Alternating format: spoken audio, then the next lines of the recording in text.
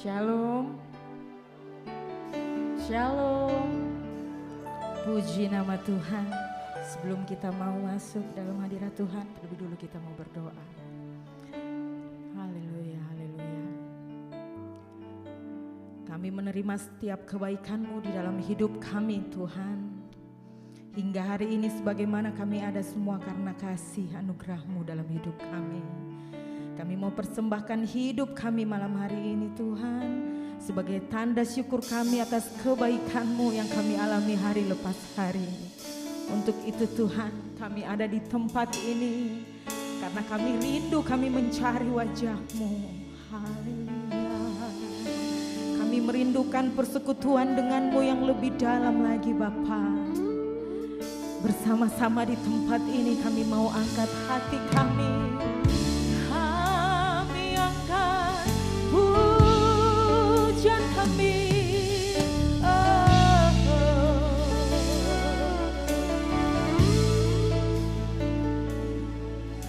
Engkau Tuhan ku tinggikan, yang bangkit dan menang, Yesus Kristus Tuhan. Raja mulia dan berkorban bagiku, maka jiwaku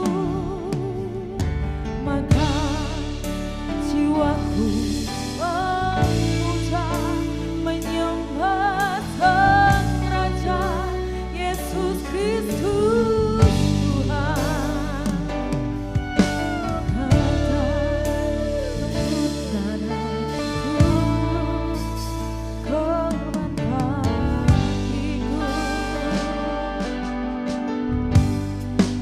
Yesus Kristus Tuhan.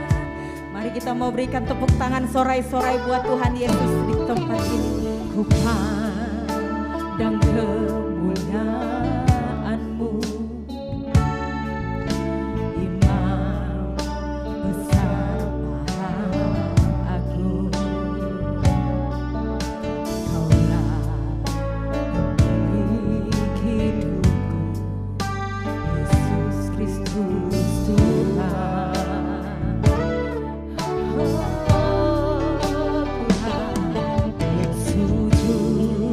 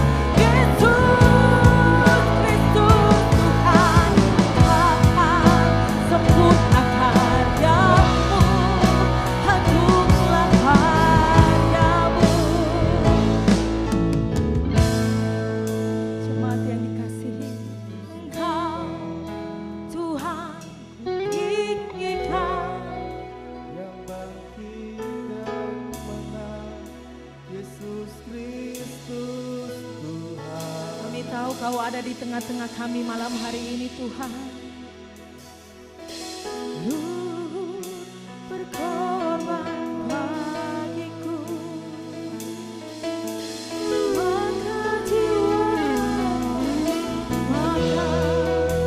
jiwaku memuja, menyembah Sang Raja Yesus Kristus Tuhan. Kekal sempurna kuasa-Mu.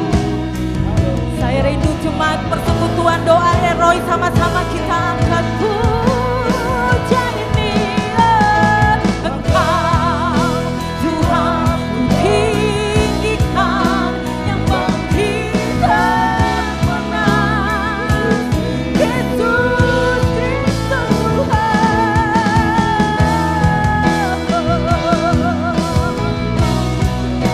berkorban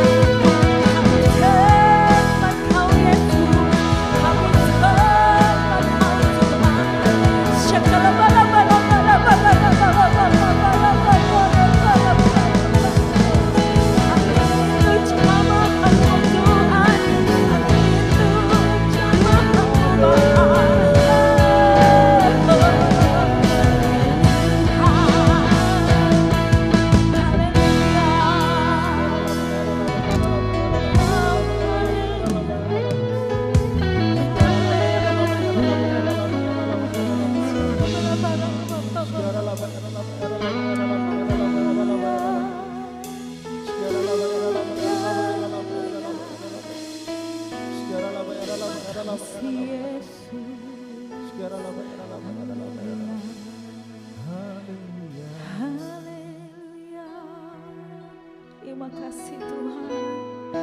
Kami percaya Kau ada di tengah-tengah kami malam hari ini Bapa. Kau menjamah setiap kami di tempat ini Tuhan. Kami percaya malam ini bukan hanya menjadi persekutuan yang biasa buat kami, tapi malam perjumpaan kami denganmu Tuhan. Kami percaya hadirat-Mu dan Roh-Mu bersama kami.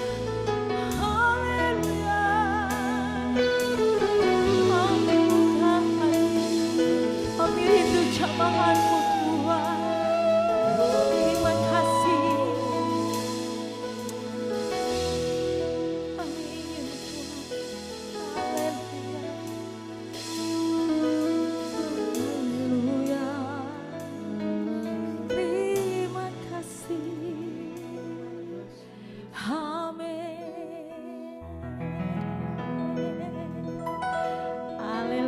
Haleluya. Boleh berikan tepuk tangan sekali lagi buat Tuhan Yesus. Haleluya. Kembali saya undang Bapak Ibu boleh bangkit berdiri. Kita mau lebih semangat lagi memujikan Tuhan di tempat ini. Kita percaya Tuhan kita Allah yang hidup, Allah yang bangkit, Allah yang luar biasa. Sama-sama kita angkat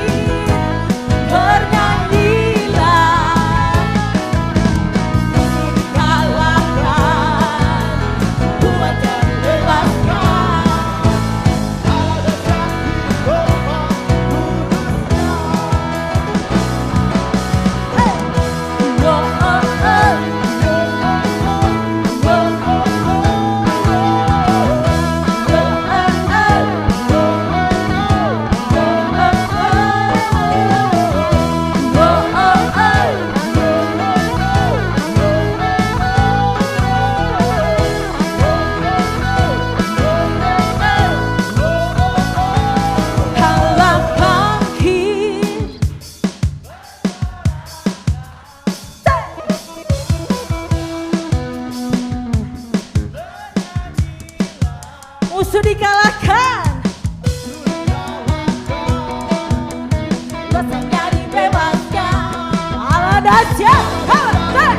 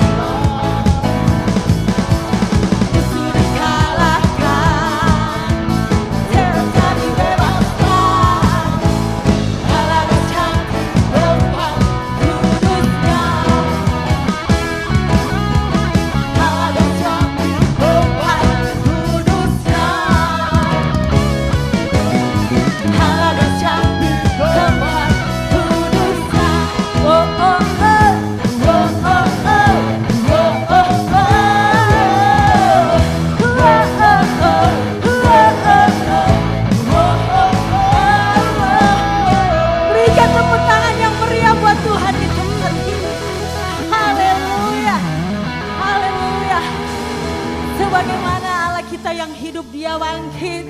Allah kita yang dahsyat, Allah kita yang maha kuasa. Yang percaya sama-sama mau katakan amin.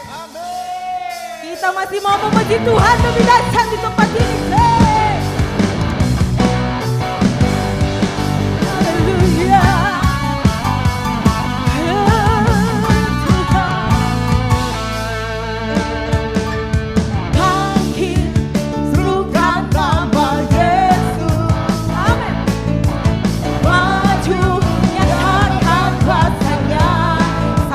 Kita buat bibit gemetar.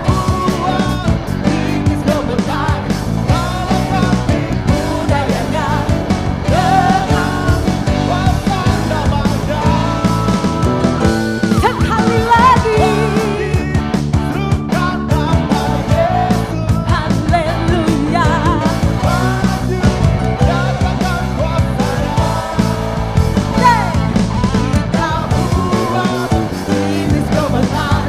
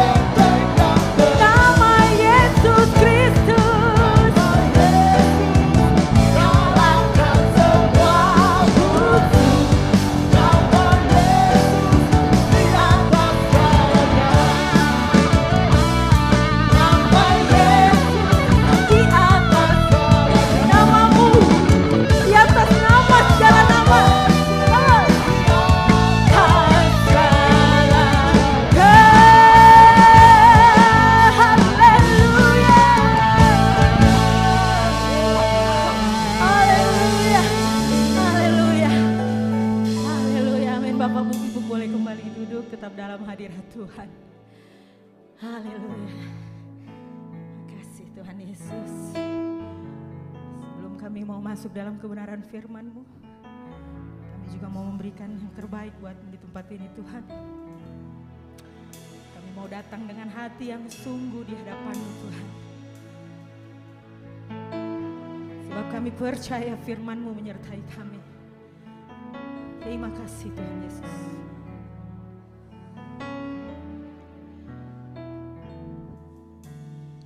Firman-Mu berkata Kau besertaku, maka kuat roh dan jiwaku.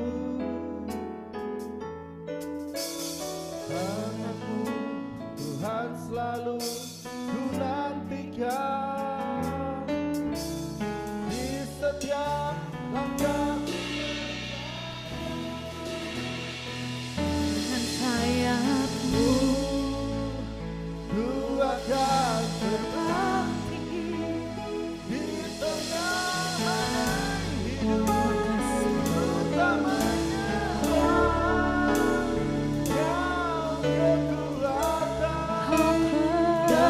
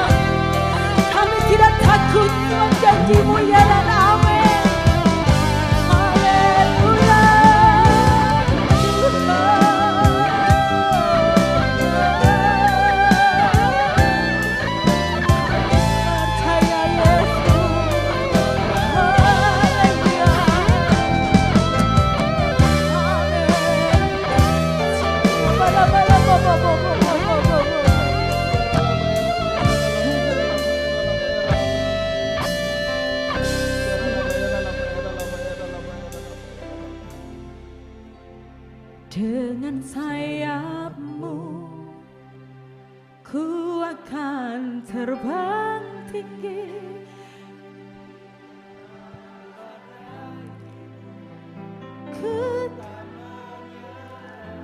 Kami aman dalam naungan sayap-Mu Tuhan. Kami percaya akan kuat kuasa-Mu Bapa.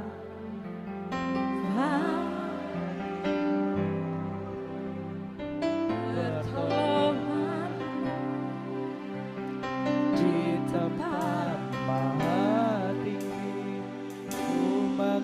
ku mengangkat tanganku, aku berserah, dan ku nantikan Kau yang ku sembah, Kau ku nantikan, Kau yang ku sembah, Kau ku nantikan, Kau yang ku sembah, Yesusku. Sekali lagi dengan iman percaya kita katakan pujian ini dengan sayap-Mu. Terima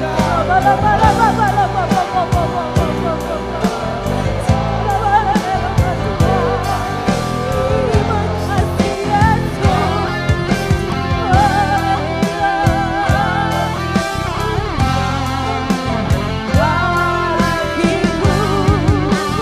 pertolongan-Mu di tempat maha tinggi.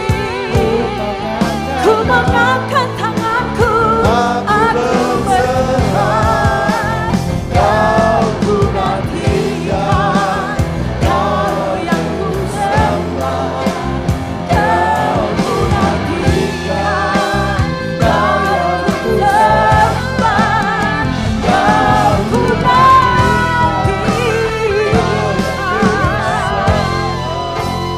Yesusku.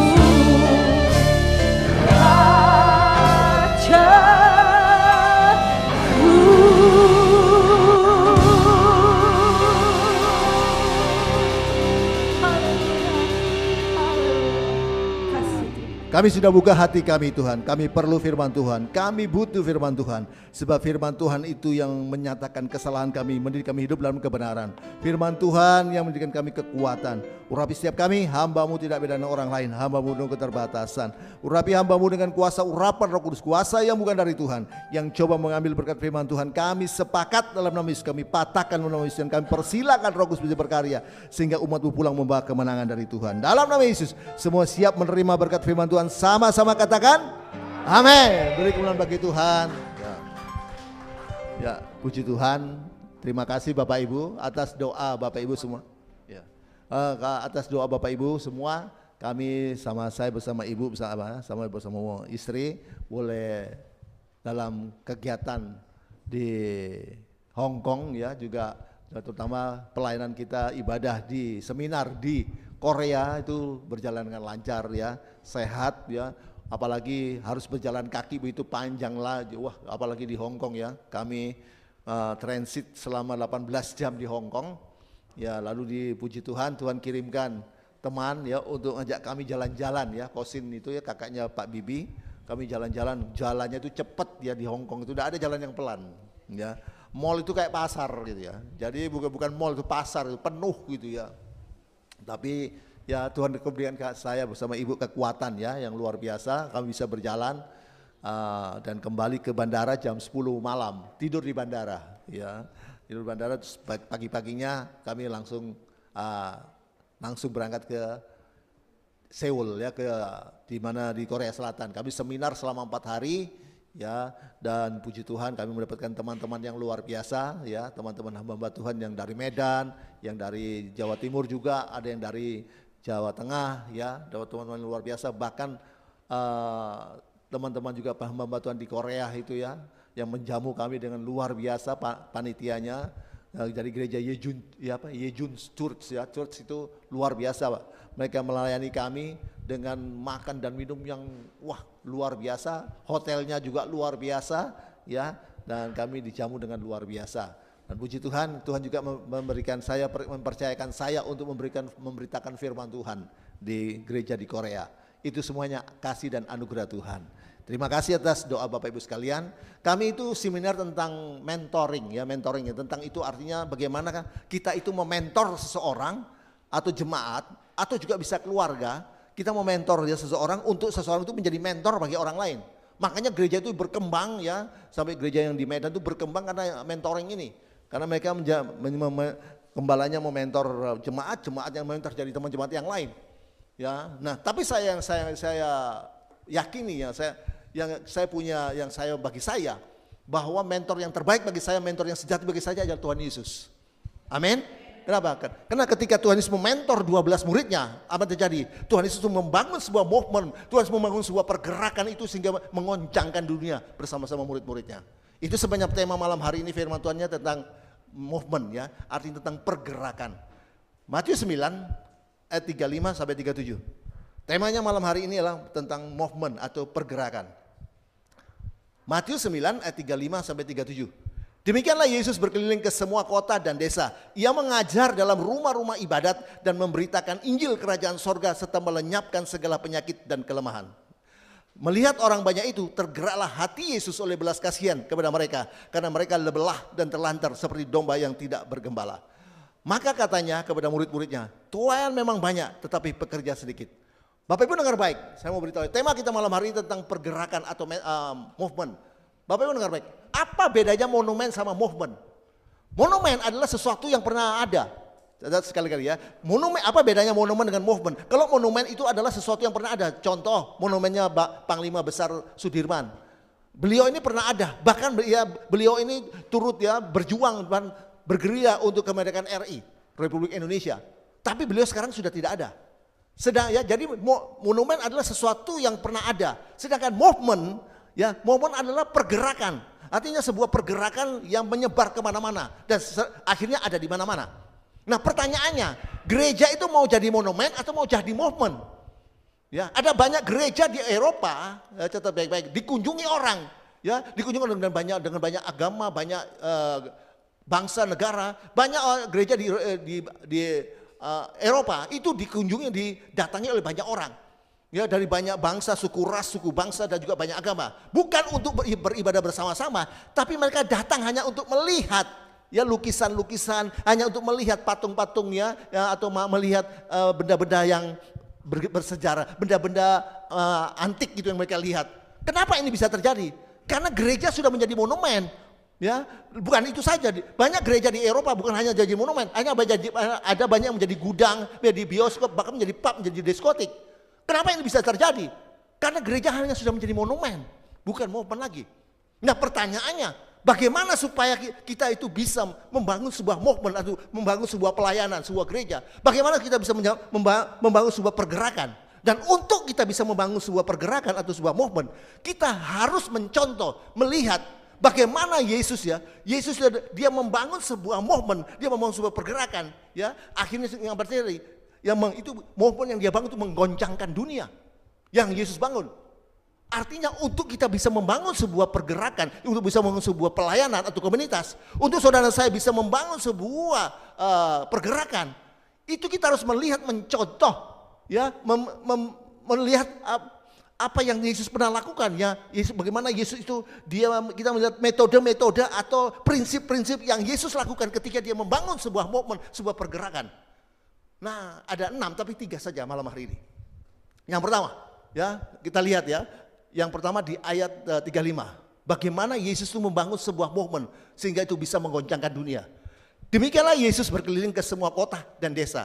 Ia mengajar dalam rumah-rumah ibadat dan memberitakan Injil kerajaan sorga serta melenyapkan segala penyakit dan kelemahan. Ya, ayat 35, jadi yang pertama untuk kita bisa membangun sebuah movement, Yesus ajarkan kepada kita metode yang Yesus ajarkan kepada saudara saya seperti yang dia lakukan, membangun sebuah pergerakan, sebuah movement sehingga bisa menggoncangkan dunia, yaitu mencari jiwa atau berkeliling cari jiwa. Nah, ayat ini dimulai dengan kata demikianlah. Nah, ayat ini adalah kata demikianlah adalah respon dari ayat yang di atasnya. Ayat di atasnya ayat 34, respon dia. Tetapi orang Farisi berkata dengan kuasa penghulu setan, Yesus itu mengusir setan. Jadi di ayat atasnya ini Yesus itu dituduh, ya, difitnah. Nah, apa yang terjadi? Yesus meresponi fitnahan itu justru dengan mengajarkan Injil. Yesus juga meresponi, ya, tuduhan fitnahan itu justru dengan memberitakan Injil. Nah, kita lihat waktu Yesus dia mengajarkan Injil atau waktu dia memberitakan Injil, dia berkhotbah di atas bukit. Apa yang terjadi? Kita lihat Matius 7 ayat 28 dan 29. Waktu Yesus dia berkhotbah di atas bukit, apa yang terjadi? Semua orang itu terkagum-kagum. Dan setelah Yesus mengakhiri perkataan ini, takjublah orang banyak itu mendengar pengajarannya. 29, sebab ia mengajar mereka sebagai orang yang berkuasa, tidak seperti ahli-ahli Taurat mereka. Bapak Ibu dengar baik, ketika Yesus dia berkhotbah di atas bukit, apa yang terjadi? Semua orang terheran-heran, semua orang terkagum-kagum. Ya, terherankan apa? Sebab ternyata Yesus itu berkhotbah itu melebihi dari ahli-ahli Taurat yang adalah guru-guru mereka. Ya, Yesus itu dia berkhotbah itu seperti orang yang memang orang yang berkuasa, memang penuh dengan kuasa dia berkhotbah. Sehingga apa terjadi? Banyak orang terkagum-kagum, terheran-heran. Ya, kok iso ini orang lebih dari guru mereka itu ahli-ahli Taurat. Dia berkhotbah dengan kuasa.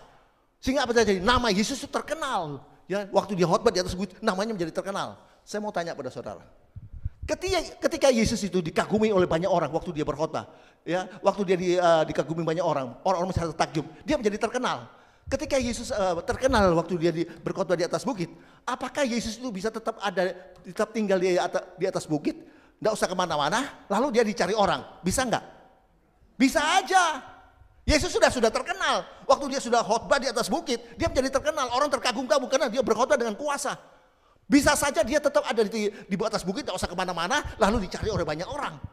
Kita lihat, saya mau beritahu Bapak Ibu, ya, artis-artis film yang terkenal di Hollywood, mereka suka tinggal itu, buat rumah itu, tempat tinggal itu di gunung, di atas gunung, di pegunungan. Kenapa? Selain udara sejuk, supaya fans mereka itu bisa carinya tuh dengan gampang. Kalau mereka tinggal di tengah kota, berbaur dengan banyak masyarakat, angel nyarinya, susah mau nyari mereka ketemu. Tapi kalau tinggal di atas gunung yang tidak banyak rumah, apalagi sejuk udaranya, ya gampang fans-fansnya itu mau cari mereka, artis-artis ini.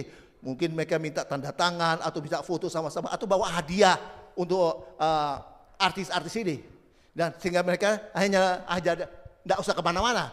Tapi yang luar biasa yang terjadi dengan Yesus, waktu Yesus dia terkenal di atas bukit, ya, dan banyak orang mencari dia, apa dia tetap tinggal di atas bukit? Tidak, saudara. Ya, waktu Yesus dia sudah menjadi terkenal di atas bukit, justru dia tidak mau dicari orang, justru dia turun dari atas bukit, dia turun dari atas gunung untuk mencari jiwa, untuk mencari orang-orang yang lemah, orang-orang yang sakit. Ya, dikatakan dan setelah Yesus mengakhiri perkataan ini, takjublah orang banyak itu mendengar pengajarannya. Terus, sebab ia mengajar mereka sebagai orang yang berkuasa, tidak seperti ahli Taurat. Bapak Ibu dengar baik, Yesus itu waktu dia menjadi terkenal di atas bukit, dia tidak tetap ada di atas bukit lalu dia tunggu orang datang karena dia sudah terkenal, dia sudah menjadi ternama. Tidak, justru dia turun gunung, dia mencari orang-orang yang lemah, ya, orang yang sakit dia cari. Artinya Yesus itu dia turun dari ketenarannya, dia turun dari zona nyamannya, dia turun keluar. Dia justru mencari jiwa, mencari orang-orang yang sakit. Ada banyak gereja saat ini dibangun dengan indah, dengan mewah, dengan megah. Ya, ada banyak gereja saat ini dibangun dengan yang besar dengan mewah dan megah. Untuk apa? Untuk dicari orang. Ya, ada banyak sekali gereja yang dibangun dengan megah dan mewah. Untuk apa? Supaya dicari orang. Dan saya yakin, saya percaya, orang yang cari gereja yang mewah dan megah itu adalah orang-orang percaya, bukan orang yang tidak percaya. Kenapa? Sebab saya beritahu, orang yang tidak percaya tidak mungkin cari gereja. Amin. Orang yang tidak percaya pasti yang cari pub, diskotik, ya. Jadi, ya, yang orang-orang yang cari gereja yang mewah, yang indah, megah, itu orang percaya. Artinya orang-orang yang cari gereja yang mewah, indah, megah adalah orang-orang pindahan dari gereja lain yang lebih kecil. Untuk apa? Untuk supaya nyaman, cari kenyamanan. Untuk apa? Kemarin kita ngomong-ngomong sama anak-anak muda di Korea, mereka mengatakan, Pak Pendeta, ya banyak orang-orang, masa gak banget anak-anak muda itu pergi gereja-gereja besar. Untuk apa? Tahu Pak Pendeta? Untuk cari jodoh. Ya, supaya dapat jodoh. Nah, dan juga untuk cari peluang bisnis, bisa dapat peluang bisnis katanya. Ya, bisa kenalan banyak, bos-bos ya, bisa ada peluang bisnis ya. Tapi yang luar biasa, dengar baik Bapak Ibu. Saya mau tanya dulu. Ya, mana yang lebih mudah? Mana yang lebih gampang? Orang cari gereja atau gereja cari orang? Mana lebih gampang? Orang cari gereja atau gereja cari orang? Orang cari gereja. Itu lebih gampang. Karena orang cari gereja, makanya gereja dibuat megah, indah dan mewah. Ada banyak hamba Tuhan, pendeta, gembala sidang. Untuk supaya gerejanya penuh, apa terjadi? Mereka boleh menghalalkan segala cara. Ya, Injil dibuat semenarik mungkin. Injil ditambah dengan sembako, Injil ditambah dengan prasmanan, Injil ditambah makan minum dengan roti dan ikan, Injil ditambah dengan artis, ya, Injil ditambah dengan successful, ya, sehingga menjadi menarik, ya, apa terjadi? Tapi apa yang akibatnya? Akibatnya Injil itu menjadi murah, menjadi murahan. Bapak Ibu dengar baik.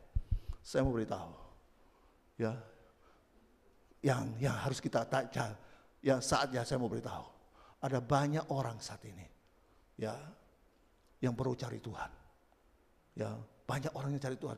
Kalau kemarin kami di Korea, kami melihat satu sungai yang besar, indah, luar biasa di tengah-tengah kota Seoul itu. Kota itu tenang, indah, luar biasa, ya, tidak ada boleh orang ngail, mancing tidak boleh. Tapi di sungai itu banyak anak muda, orang-orang itu bunuh diri di situ. Ya, mereka bunuh diri di situ. Mereka sebetulnya tidak punya Tuhan. Di Korea itu katanya saya mendengar cuma 20% aja Kristen. Yang lain itu ateis. Ya, mereka kalau sudah duduk di situ, anak muda duduk di situ, mereka itu adalah di akhir tahun mungkin mereka, apa pencapaian saya ya, selama tahun ini? Oh, banyak gagal. Nanti tahun depan ya opo, nanti bagaimana lagi tahun depan? Akhirnya tidak ada jalan keluar karena tidak punya Tuhan, tidak ada jalan keluar, tidak ada Yesus, bunuh diri. Baru-baru ini saya dengar lagi ya, ada artis ya dari Korea itu bunuh diri. 2 hari lalu kalau tidak salah. Banyak yang bunuh diri di sungai itu. Ya, itu sebenarnya saatnya gereja cari jiwa. Amin. Ya, papanya Rick Warren itu adalah seorang hamba Tuhan yang dipakai luar biasa di Amerika. Papanya waktu dia mau meninggal, dia berkata apa? Tuhan, dia bilang, God, give more. Berikan aku jiwa lagi, 1 jiwa lagi untuk aku bawa kepada Yesus. Mau mati aja masih mau cari jiwa. Ini juga kita ada ya, membawa jiwa kepada Yesus ya. Enggak ditulis ini ya. Ya. Hah? Lupa tulis di sini. Kita punya visi ya, membawa jiwa kepada Yesus. Bukan menjawa jiwa kepada gereja, tapi menjawa jiwa kepada Yesus. Bapak Ibu dengar baik. Itu sebabnya saya mau beritahu. Ya, yang Yesus kehendaki. Ya, yang Yesus kehendaki. Gereja itu menjadi hebat, gereja itu menjadi besar, menjadi luar biasa karena gereja itu cari jiwa. Jemaatnya cari jiwa. Amin. Jadi prinsip yang pertama yang Yesus ajarkan ketika dia mau movement atau satu pergerakan sehingga bisa mengguncangkan dunia, yaitu dia berkeliling cari jiwa. Yesus aja cari jiwa. Ayo kita supaya ini penuh, ayo cari ya, cari itu untuk datang ibadah bersama-sama. Amin. Ya, kita bukan dari gereja mana-mana, kita hanya bersuara doa melalui gereja masing-masing. Ayo kita cari jiwa. Yang kedua, ya cepat saja. Metode apa yang Yesus ajarkan untuk membangun sebuah pelayanan, membangun sebuah komunitas, atau metode apa yang prinsip apa yang Yesus ajarkan sehingga dia membangun sebuah movement pergerakan sehingga bisa mengguncangkan dunia. Ayat 35 lagi. Demikianlah Yesus berkeliling ke semua kota dan desa. Ia mengajar dalam rumah-rumah ibadat dan memberitakan Injil kerajaan sorga serta melenyapkan segala penyakit dan kelemahan. Ya, Bapak Ibu dengar baik. Yang kedua, metode yang Yesus ajarkan dia membangun sebuah movement atau sebuah pergerakan, yaitu yang dia ajarkan adalah fokus hanya kepada kerajaan sorga. Selalu fokus hanya kepada kerajaan sorga. Berbicara tentang kerajaan sorga, itu ada 3 hal. Berbicara ke kerajaan sorga, yang pertama, kerajaan sorga itu harus ada rajanya yang harus ditaati. Yang kedua, bicara kerajaan sorga itu harus ada wilayahnya. Dan yang ketiga, bicara kerajaan sorga itu harus ada warganya, ada rakyatnya. Saudara dengar baik, kalau fokus saudara bukan kepada Yesus, atau sebaliknya fokus saudara hanya kepada diri saudara sendiri atau kepada manusia, berarti saudara sedang membangun kerajaan saudara sendiri. Berarti saudara sedang membangun kerajaan dunia, bukan kerajaan sorga. Amin. Saya beritahu Bapak Ibu dengar baik. Ingat, movement atau pergerakan itu kalau dibangun dengan yang terbatas, ya yang terbatas, maka movement itu pergerakan itu akan terbatas. Tapi kalau movement itu pergerakan itu ya dibangun dengan sesuatu yang tidak terbatas, maka movement itu pergerakan itu tidak terbatas. Amin. Tidak terbatas. Amin. Itu sebenarnya Bapak Ibu, dengar baik. Saya mau beritahu pada saudara. Bicara tentang kerajaan sorga, itu harus ada wilayahnya. Nah, saya mau beritahu Bapak Ibu, wilayah kerajaan sorga itu di bumi, ya sekali lagi, wilayah kerajaan sorga di bumi itu di seluruh permukaan bumi, ya. Wilayah kerajaan sorga di bumi ini, yaitu di seluruh permukaan bumi, termasuk di tempat tinggal saudara, termasuk di tempat kerja saudara, termasuk di tempat pelayanan saudara, termasuk di tempat kuliah saudara, termasuk di mana-mana. Ada banyak orang punya konsep bahwa kerajaan sorga itu hanya ada di gereja saja, dalam gereja saja. Ada banyak orang punya konsep sukacita damai sejahtera itu hanya ada di gereja saja.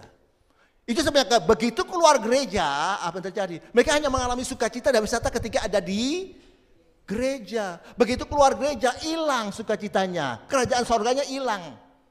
Ya, mobilnya mulai dipepet, baru keluar dari gereja, mobilnya baru dipepet sedikit aja sudah ngamuk, hilang sukacita. Sepeda motornya baru disenggol titik, ngamuk, baru keluar pada sama-sama keluar gereja, ya, ngamuk, hilang sukacita. Kenapa yang terjadi? Sebab bagi mereka kerajaan sorga itu hanya ada di gereja saja, dalam gereja, sukacitanya ada di gereja saja. Itu sebenarnya saya beritahu pada Bapak Ibu dengar baik, bangun, ya kerajaan sorga itu. Sukacita itu di tempat tinggal saudara. Amin. Bangun kerajaan sorga, damai sejahtera itu di tempat kerja saudara. Amin. Bangun tempat sukacita itu, damai sejahtera itu, kerajaan sorga itu di tempat pelayanan saudara. Amin. Bangun tempat kerajaan sorga itu di sekolah saudara yang masih sekolah, bahkan di mana-mana. Sehingga semua wilayah di permukaan bumi ini dipenuhi oleh kerajaan sorga. Dengan cara apa? Memberitakan Injil.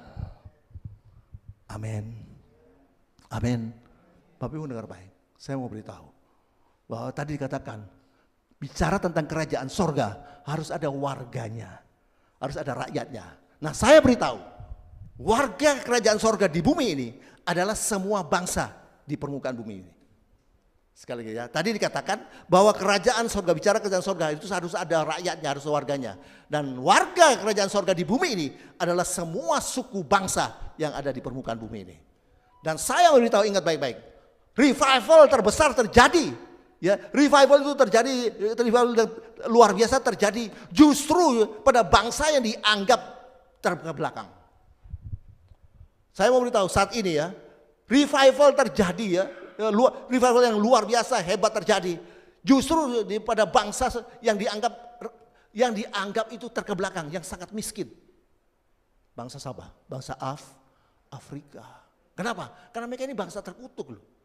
Dia akan menjadi keturunan Ham, Kejadian 9 ayat 22 sampai 27. Maka Ham bapak Kanaan itu melihat aurat ayahnya, lalu diceritakannya kepada kedua saudaranya di luar. Sesudah itu Sem dan Yafet mengambil sehelai kain dan membentangkannya pada bahu mereka berdua. Lalu mereka berjalan mundur. Mereka menutupi aurat ayahnya sambil berpaling muka sehingga mereka tidak melihat aurat ayahnya.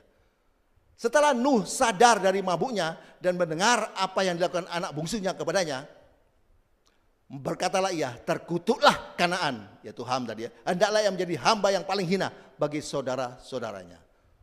Lagi katanya, terpujilah Tuhan Allah Sem, tetapi hendaklah Kanaan menjadi hamba baginya. 27.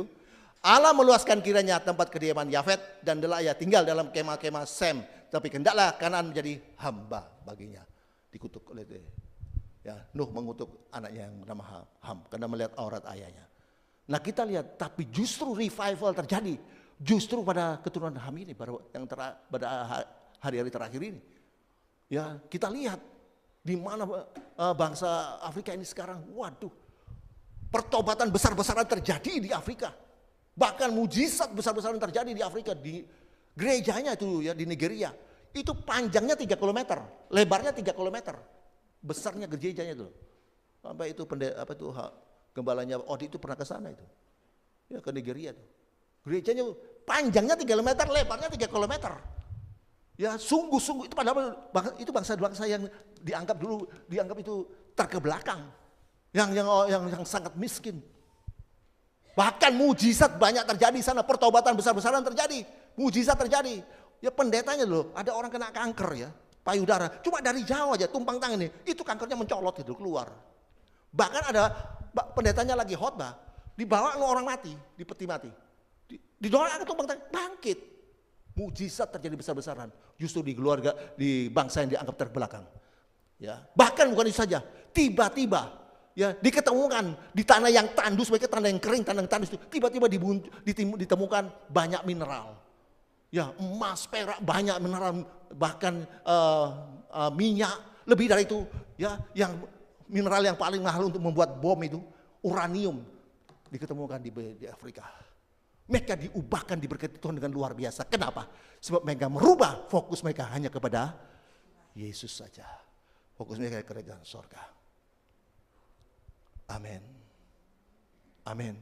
Itu sebenarnya. Yang kedua, bagaimana kita membangun sebuah komunitas. Bagaimana kita membangun sebuah pelayanan. Sama seperti Yesus tunjukkan kepada kita. Pada saudara saya. Diajarkan metode yang kedua. Yaitu dengan fokus hanya kepada Tuhan saja, pada Yesus, kerajaan sorga. Amin. Yang terakhir, metode yang ketiga yang Yesus ya bangun ketika dia membangun sebuah movement pergerakan sehingga menggoncangkan ke dunia. Ayat 36.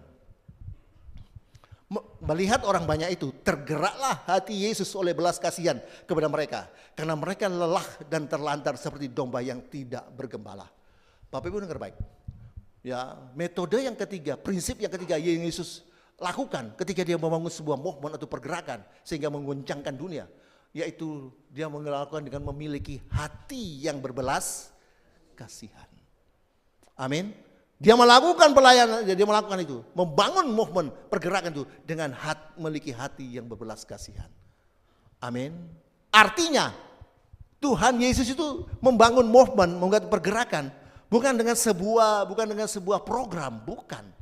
Atau sesuatu yang diprogramkan, bukan. Tapi justru dia membangun movement itu, justru ya yang sesuatu yang keluar dari dalam hatinya yang paling dalam. Itu yang dia lakukan. Ada banyak orang melayani, membangun satu pelayanan, banyak orang yang melayani itu dengan program. Nanti minggu depan yang WL si A ya, yang khotbah itu si B, program. Ini program. Memang tidak salah. Tidak salah dengan program. Tapi kita lihat, Yesus dia membangun ya pelayanan, dia membangun sebuah pergerakan. Justru dia dengan hati, dengan memiliki hati yang berbelas, hati yang digerakkan oleh belas kasihan. Amin. Lalu apa bedanya program dengan hati? Saya beritahu. Apa bedanya program dengan hati? Kalau program, melayani dengan program, ya dengar baik ya, dengan program, itu tidak mendatangkan mujizat. Bahkan yang mendatangkan capek.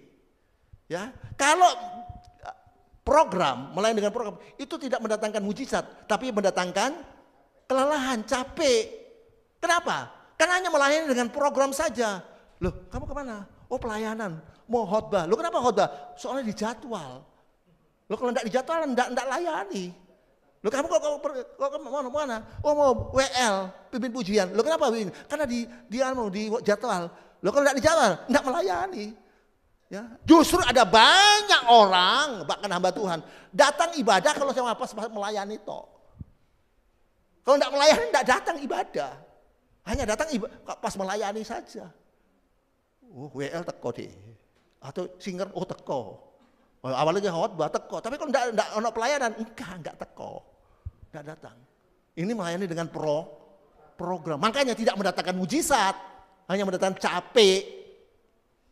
Tapi hati, ya beda program dan hati. Hati itu tidak pernah mendatangkan capek, tapi selalu mendatangkan mujizat. Biar melayani sampai kemana-mana. Kalau kami loh, dari pagi sampai malam yuk, seminar, bahkan dilanjut lagi, tidak pernah capek. Karena kami datang ibadah melayani dengan hati. Amin. Amin. Ya, kita kami melayani dengan hati. Ayo, Bapak Ibu. Kalau kita melayani dengan hati, saya mau tanya, ibadah atau pelayanan itu di mata Tuhan benar enggak sih? Hah? Ibadah atau pelayanan itu di mata Tuhan benar enggak? Tapi ingat, walaupun itu benar di mata Tuhan, harus kita lakukan dengan hati, dengan segenap hati. Kalau kita lakukan dengan segenap hati, apa yang terjadi? Ini luar biasa. Melakukan yang benar mata Tuhan itu ibadah pelayanan itu yang benar, itu benar di mata Tuhan.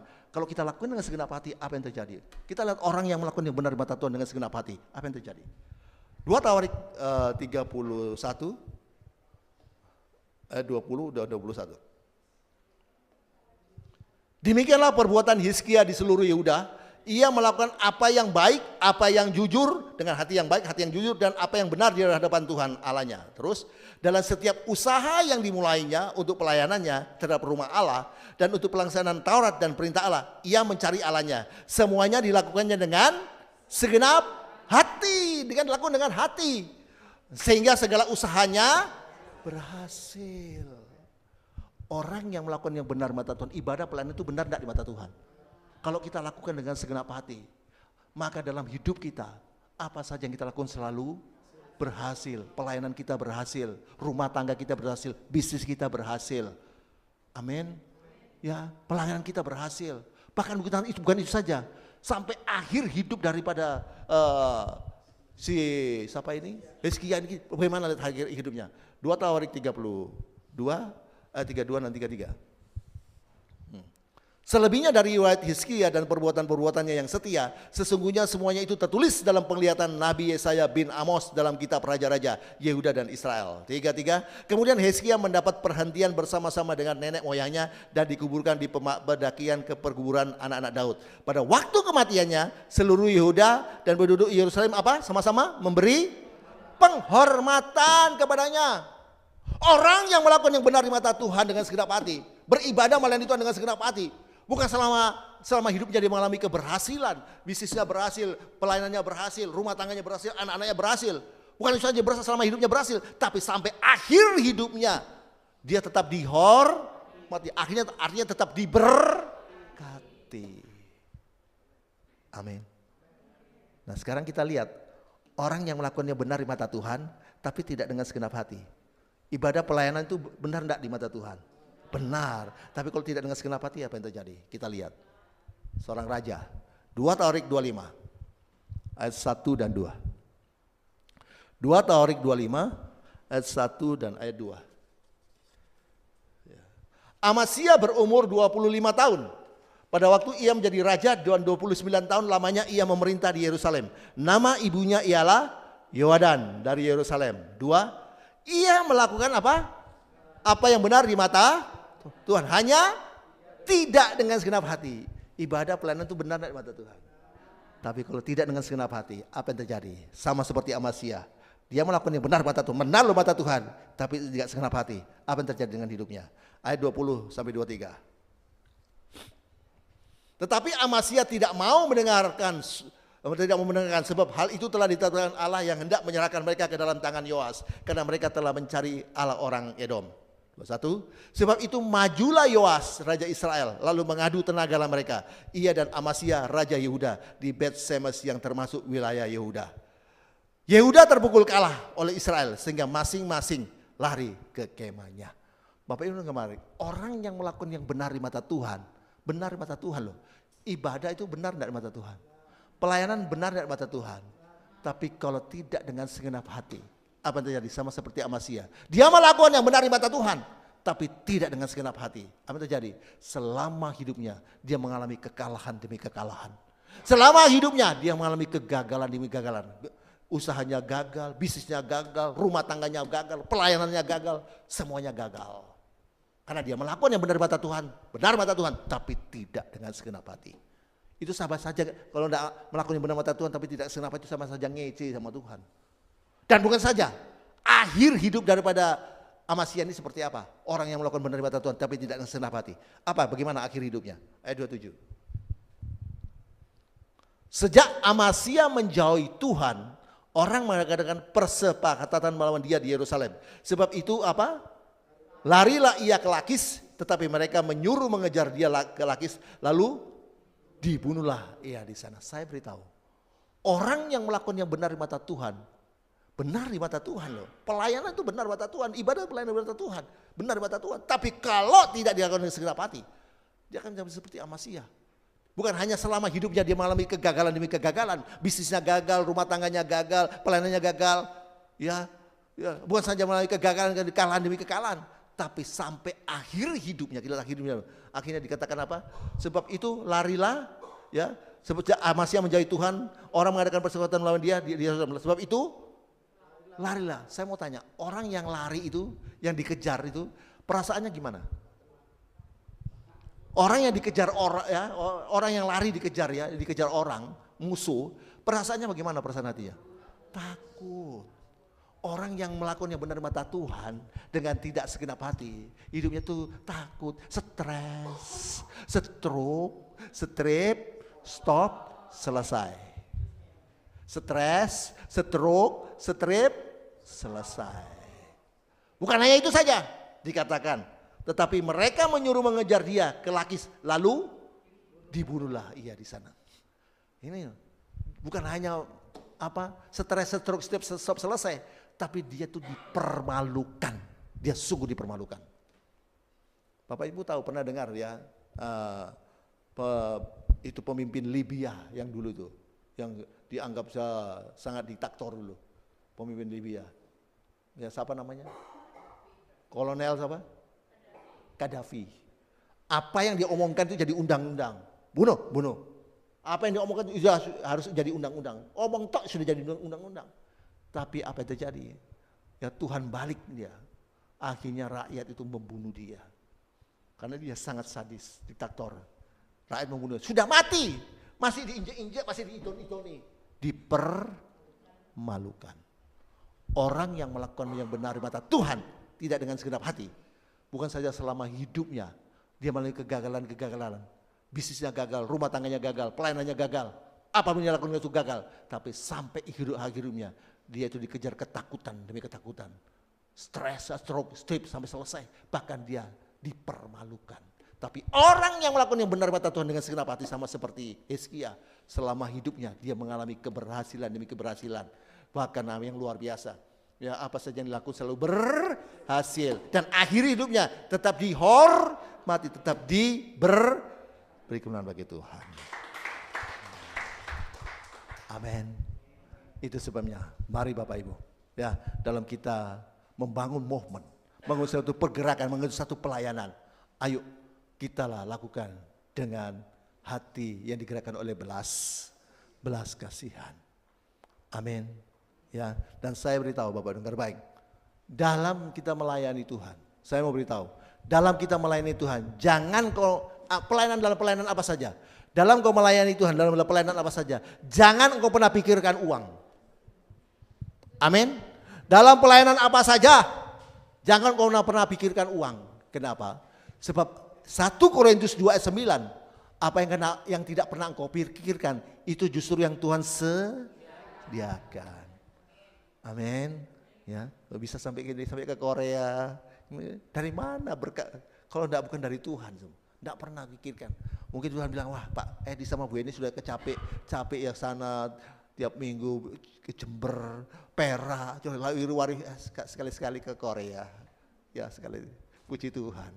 Nah ini sudah ada undangan lagi nanti tahun depan ke New York, ke New Jersey. Ya bulan Juni ya. Doakan supaya itu lancar semuanya ya. Itu semuanya Bapak Ibu. Mari ya, apa yang tidak pernah kita pikirkan. Saya mau beritahu, dalam pelayanan apapun, jangan kau pernah pikirkan uang. Kenapa? Sebab apa yang tidak pernah kau pikirkan, itu yang Tuhan sediakan. Beri kemuliaan bagi Tuhan. Saya minta tim musik. Ya, Bapak Ibu, saya mau berikan satu kesaksian. Ya, dengan sesuai firman Tuhan ini, Bapak Ibu, ya, ketika saya awal-awal pelayanan saya, awal pelayanan saya,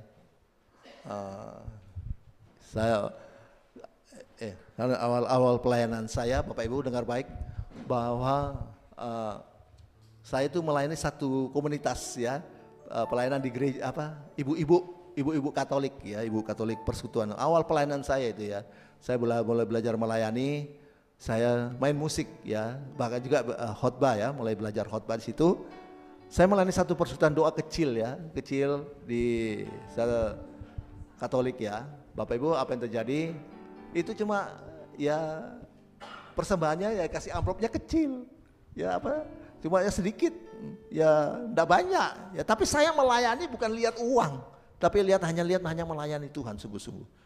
Kadang-kadang ya jemaatnya itu ibu-ibu semua tua-tui ya ibu-ibu semua 7 orang, kadang-kadang 2 orang ya, karena yang lain tidak datang, namanya tua-tui ya, jadi 2 orang. Kalau lagi khotbah, misalnya lagi khotbah, lalu yang satu bilang, pastor permisi Pak Pendeta, permisi ya, saya mau ke kamar kecil. Oh iya.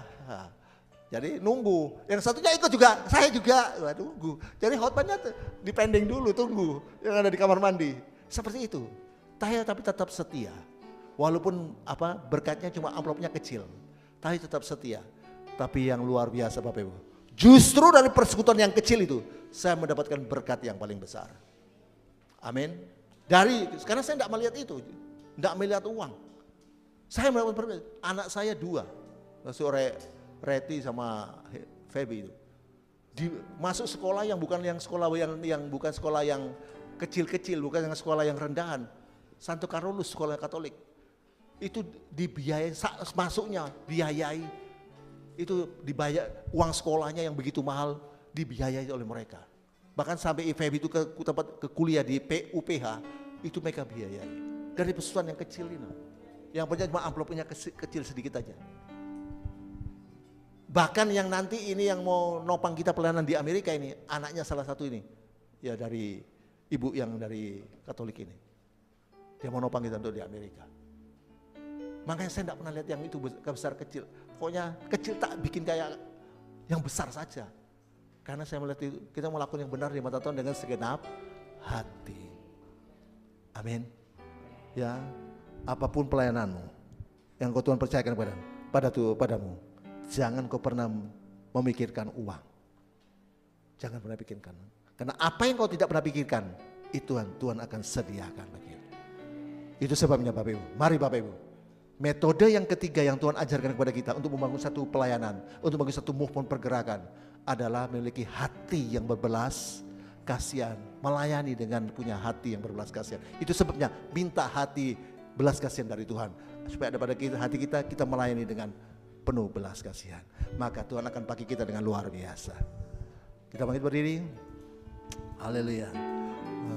Ku percaya Kau Tuhan yang tak pernah gagal, menjadikanku lebih dari pemenang. Ku percaya Kau Tuhan yang tak pernah lawan, menepati janji-janji-Mu.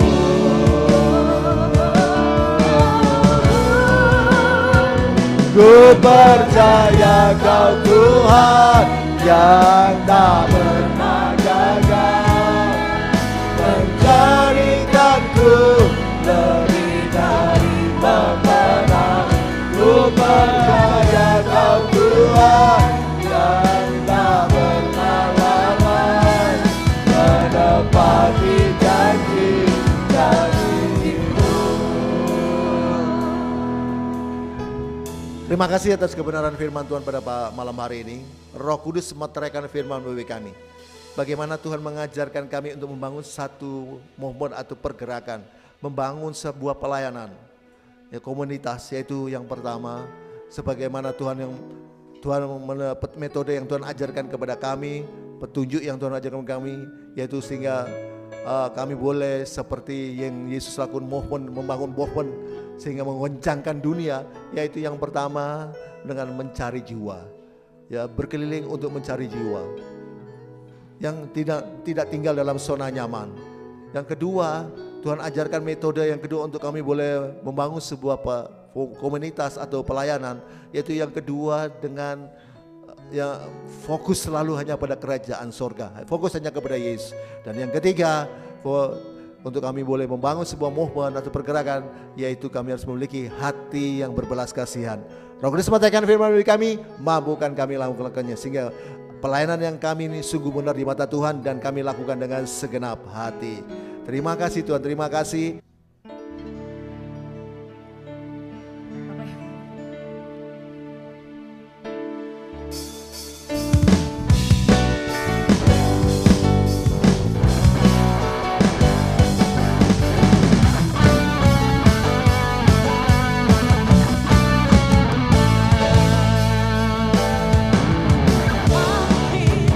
Bukan nama Yesus, maju nyatakan kuasanya. Kita buat bibit kebenaran, kalahkan budayanya dengan kuasa namanya. Nama Yesus, menara yang kuat. Nama Yesus, kota benteng yang teguh. Nama Yesus, kalahkan semua musuh. Nama Yesus, di atas segalanya. Nama Yesus, di atas segalanya. Nama Yesus, di atas segalanya. Haleluya. Terima kasih buat persembahan dari Bapak Ibu Saudara. Tuhan membalas berlipat kali ganda apa yang sudah Bapak Ibu Saudara tabur di tempat ini. Dan persembahan dari Bapak Ibu Saudara boleh menjadi berkat untuk pekerjaan Tuhan di tempat ini. Amin. Puji Tuhan ya, terima kasih bersama Bapak Ibu. Kita bangkit berdiri, kita akan tutup. Kiranya Engkau memberkati aku berlimpah-limpah dan memperluas daerahku. Dan kiranya tanganmu menyertai aku dan melindungi aku daripada malapetaka, sehingga kesakitan tidak menimpa aku. Tuhan mendengar doa, Tuhan mendengarkan dan menjawab doaku.